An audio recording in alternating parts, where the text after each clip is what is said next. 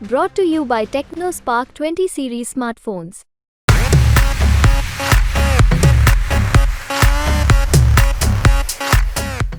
भाजपा को कोई उनके अपने संगठन के आदमी नहीं मिले। हरियाणा में बीजेपी की सरकार जाएगी और हुड्डा साहब के नेतृत्व में उदय भान जी की अध्यक्षता में कांग्रेस पार्टी की सरकार हरियाणा में आएगी। बीजेपी कह रही कि कांग्रेस इतनी कमजोर है कि छोटे से प्रदेश की 10 सीटें नहीं डिक्लेयर कर पा रही। देखिए, अब वो कहने वो तो कुछ कह सकते हैं, कुछ कर सकते हैं। देखो, भाजपा की ये परिस्थिति है कि 10 साल के बाद भी भाजपा को कोई उनके अपने संगठन के आदमी नहीं मिले जो जिनकी कांग्रेस में किसी कारणवश किसी की टिकट कटी, 6% जिन वो कांग्रेस में चले गए। कोई जो है, अब जो मैं समझता हूँ कि अरविंद शर्मा जी की जो है वो पहले कांग्रेस में ही थे, आपको पता है 2014 तक उनको असेंबली में टिकट नहीं मिली। उस समय वो जो है उन्होंने कांग्रेस छोड़ी थी। रंजीत चौटाला जी ने को टिकट नहीं मिली थी पिछली बार, तब वो इंडिपेंडेंट लड़े थे। तो कहीं ना कहीं 6 उम्मीदवार ऐसे हैं, 6। तो ये तो कल सुभाष बराड़ा यहीं पे उन्होंने कहा कि जो अच्छे लोग राजनीति में हैं उनका सबका स्वागत है, इससे कांग्रेस में से भी आ सकते हैं और जेजेपी में भी आ सकते तो हैं। हमें कोई उसमें ठीक है, तो हमारा इसमें तो कोई दो राय नहीं है।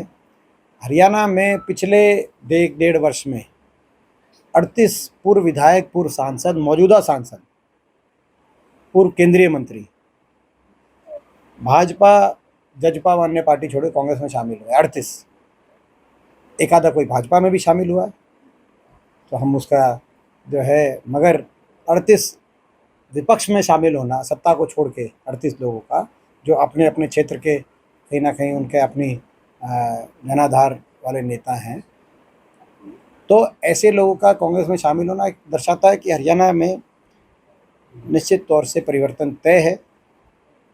हर क्षेत्र से, हर वर्ग से लोग शामिल हुए, 38।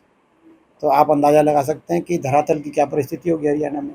निश्चित तौर से बदलाव तय हरियाणा में बीजेपी की सरकार जाएगी और हुड्डा साहब के नेतृत्व में उदय भान जी की अध्यक्षता में कांग्रेस पार्टी की सरकार हरियाणा में आएगी। रोहतक को लेकर क्या विजन आपका? कैंडिडेट का एक विजन होता है कि मैं क्या करूँगा? देखिए, ये कहते हैं लंबा प्रश्न हो जाएगा, लेकिन रोहतक लोकसभा क्षेत्र पहले भी हमने यही प्रयास किया कि विकास में देश के मानचित्र पे आए, और हम ये चाहते हैं रोहतक लोकसभा क्षेत्र दोबारा से 10 साल में वो विकास की जो रफ्तार थी वो थम गई। मेट्रो भादुगढ़ी रुक गई, एयरपोर्ट हमारा स्थानांतरण होकर महम से चला गया जेवर में। जो 11 राष्ट्रीय स्वास्थ्य संस्थान बाड़सा कैंपस में, एम्स कैंपस में उन्होंने मंजूर कराए थे, उन 11 में से नेशनल कैंसर इंस्टीट्यूट ही बन पाया, जिसका डॉक्टर मनमोहन सिंह जी ने काम शुरू कराया था। बाकी 10 यूं के यूं पड़े।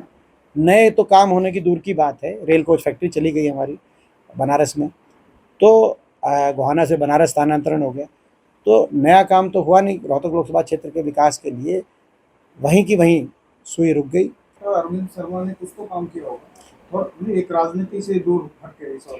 देखिए, मैं जो है, मैं ये नहीं कहना चाहता, मैंने हाँ, सही बात है वो ना। देखो, अब मगर क्या उनको एक बात में आत्ममंथन करना चाहिए कि भाई उनका जो एमपी कोटे वाली जो लिस्ट आई दैनिक भास्कर में, वो 10 सांसदों में रोहतक का सांसद सबसे नीचे ने पायदान पे आएगा, तो लोगों को बुरा लगेगा। हमारे संसदीय क्षेत्र जो उनकी अटेंडेंस है संसद में, वो अपने प्रदेश के 10 सांसदों में सबसे कम थी संसद में।